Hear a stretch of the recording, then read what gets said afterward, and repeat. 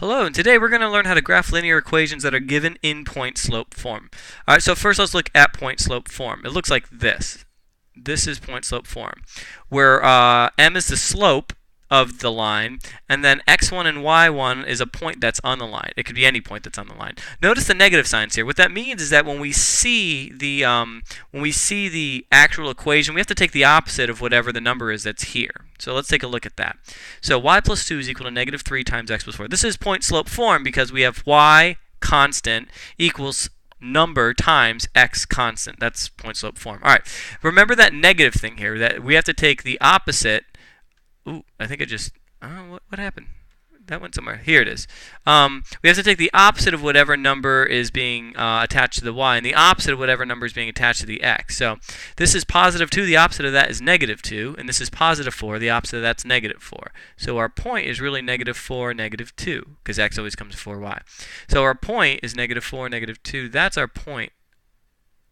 And our slope is negative 3, which means that's down 3 and right 1. So 1, 2, 3, 1. There's another point in the line. You can keep going if you wanted to generate a list of other points. You could also go the complete reverse. Instead of down and right, you can go up and left. So up 3, 1, 2, 3, and left 1. Up 1, 2, 3, and left 1. And you can do this as many times as you want so that you get enough dots, and you don't have to do it to every single one of them, but enough that you can actually then nicely connect these with a line. It's a lot easier when you're using paper and not one of these tablets, but you get the idea. You can graph the points and then connect it with a line. Let's take a look at another example. Y minus 1 is equal to 2 times x minus 3. All right, so in this case, again, we need the opposite of whatever these numbers are. So the opposite of negative 1 would be a positive 1, and the opposite of a negative 3 would be a positive 3. So 3, 1 is a point that's on this thing. So 3, 1. That would be this guy right here.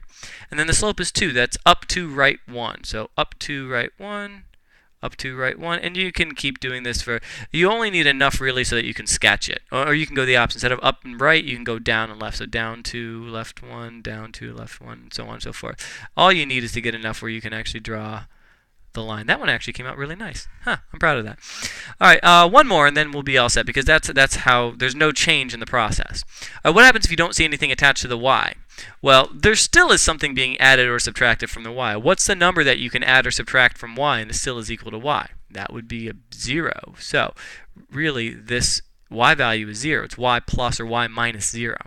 And then x plus 6, remember we need the opposite of that, so it would be negative 6. So negative 6, 0 is a point on the line.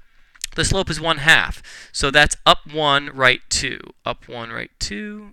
Up 1, right 2. Up 1, right 2, and so on and so forth. And you can keep doing this until you have enough where you can get your little sketch looking good.